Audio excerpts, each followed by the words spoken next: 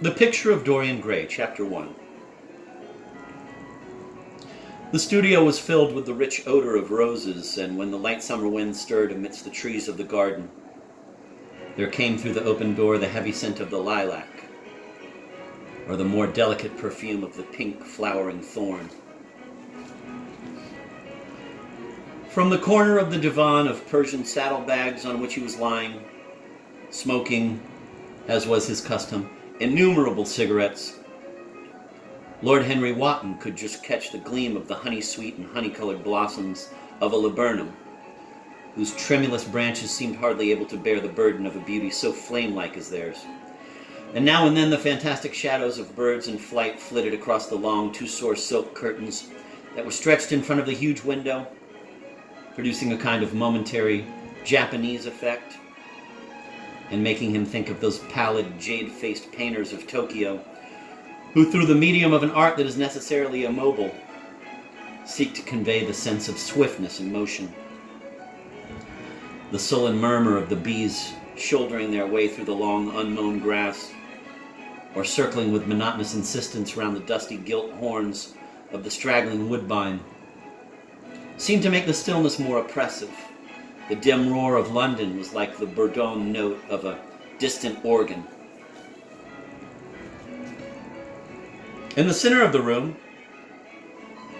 clamped to an upright easel, stood the full-length portrait of a young man of extraordinary personal beauty.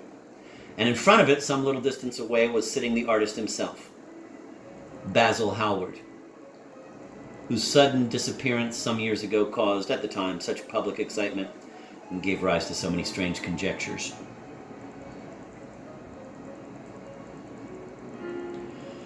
As the painter looked at the gracious and comely form he had so skillfully mirrored in his art, a smile of pleasure passed across his face and seemed about to linger there. But he suddenly started up and, closing his eyes, placed his fingers upon the lids, as though he sought to imprison within his brain some curious dream from which he feared he might awake. "It's your best work, Basil. The best thing you have ever done," said Lord Henry, languidly. "You must certainly send it next year to the Grosvenor. The Academy is too large and too vulgar. Whenever I have gone there, there have been either so many people that I have not been able to see the pictures, which was dreadful, or so many pictures that I have not been able to see the people, which was worse. The Grosvenor is really the only place." "I don't think I shall send it anywhere," he answered, tossing his head back in that odd way that used to make his friends laugh at him at Oxford. "No, I won't send it anywhere." Lord Henry elevated his eyebrows and looked at him in amazement through the thin blue wreaths of smoke that curled up in such fanciful whorls from his heavy opium-tainted cigarette. "Not send it anywhere? My dear fellow, why? Have you any reason? What odd chaps you painters are. You do anything in the world to gain a reputation. As soon as you have one, you seem to want to throw it away. It is silly of you, for there is only one thing in the world worse than being talked about, and that is not being talked about. A portrait like this would set you far above all the young men in England, and make the old men quite jealous, if old men are ever capable of any emotion. I know you will laugh at me," he replied, "but I really can't exhibit it. I have put too much of myself into it." Lord Henry stretched himself out on the divan and laughed. "Yes, I knew you would. But it is quite true all the same." "Too much of yourself in it, upon my word, Basil. I didn't know you were so vain. And I really can't see any resemblance between you, with your rugged, strong face and your coal-black hair, and this young Adonis who looks as if he was made out of ivory and rose leaves. Why, my dear Basil, he is a Narcissus, and you? Well, of course you have an intellectual expression and all that.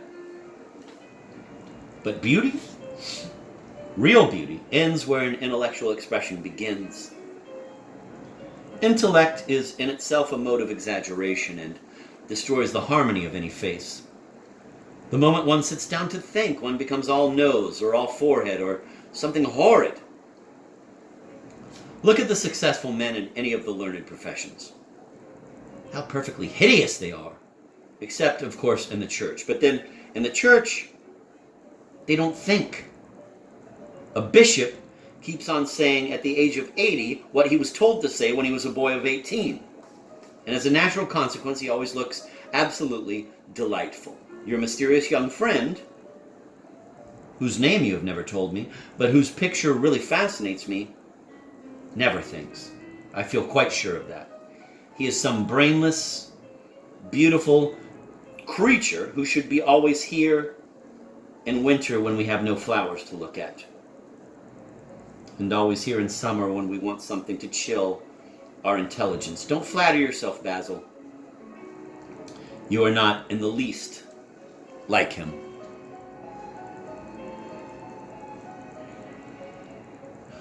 You don't understand me, Harry, answered the artist. Of course I am not like him. I know that perfectly well. Indeed, I should be sorry to look like him. You shrug your shoulders? I'm telling you the truth. There is a fatality about all physical and intellectual distinction. The sort of fatality that seems to dog through history the faltering steps of kings. It is better not to be different from one's fellows. The ugly and the stupid have the best of it in this world. They can sit at their ease and gape at the play. If they know nothing of victory, they are at least spared the knowledge of defeat. They live as we all should live, undisturbed, indifferent, and without disquiet. They neither bring ruin upon others nor ever receive it from alien hands. Your rank and wealth, Harry, my brains such as they are, my art, whatever it may be worth, Dorian Gray's good looks, we shall all suffer for what the gods have given us, suffer terribly. Dorian Gray, is that his name? Asked Lord Henry, walking across the studio towards Basil Hallward. Yes, that is his name. I didn't intend to tell it to you. But why not? Oh, I can't explain. When I like people immensely, I never tell their names to anyone. It is like surrendering a part of them. I have grown to love secrecy. It seems to be the one thing that can make modern life mysterious or marvelous to us. The commonest thing is delightful if one only hides it. When I leave town now, I never tell people where I am going. If I did, I would lose all my pleasure. It is a silly habit, I dare say, but somehow it seems to bring a great deal of romance into one's life. I suppose you think me awfully foolish about it. Not at all, answered Lord Henry. Not at all, my dear Basil. You seem to forget that I am married, and the one charm of marriage is that it makes a life of deception absolutely necessary for both parties. I never know where my wife is, and my wife never knows what I am doing. When we meet, we do meet occasionally, when we dine out together or go down to the Duke's, we tell each other the most absurd stories with the most serious faces. My wife is very good at it, much better in fact than I am. She never gets confused over her dates, and I always do, but when she does find me out, she makes no row at all. I sometimes wish she would, but she merely laughs at me.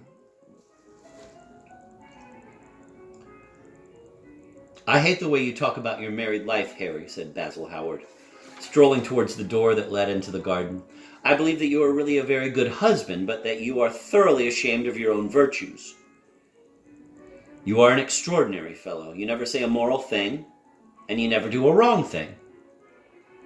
Your cynicism is simply a pose.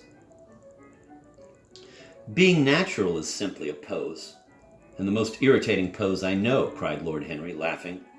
And the two young men went out into the garden together and ensconced themselves on a long bamboo seat that stood in the shade of a tall laurel bush. The sunlight slipped over the polished leaves, and the grass-white daisies were tremulous. After a pause, Lord Henry pulled out his watch. I am afraid I must be going, Basil, he murmured. And before I go, I insist on your answering a question I put to you some time ago.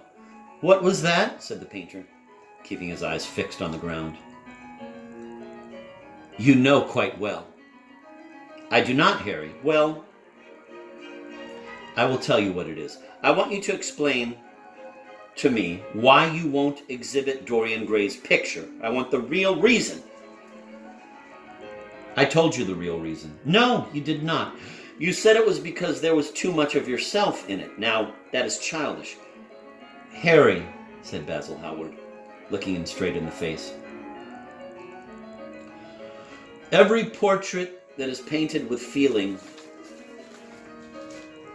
is a portrait of the artist, not of the sitter.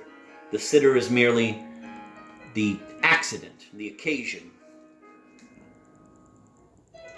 It is not he who is revealed by the painter. It is rather the painter who, on the colored canvas, reveals himself. The reason I will not exhibit this picture is that I am afraid that I have shown in it the secret of my own soul. Lord Henry laughed. And what is that? He asked. I will tell you, said Hallward, but an expression of perplexity came over his face. I am all expectation, Basil, continued his companion, glancing at him.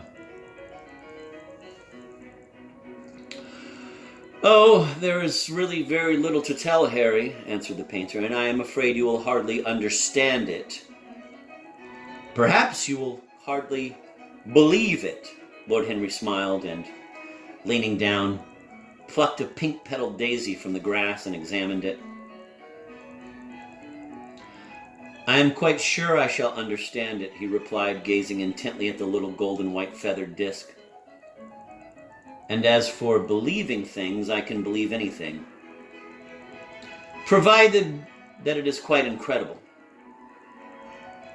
The wind shook some blossoms from the trees, and the heavy lilac blooms with their clustering stars moved to and fro in the languid air. A grasshopper began to chirrup by the wall, and like a blue thread, a long, thin dragonfly floated past on its brown gauze wings.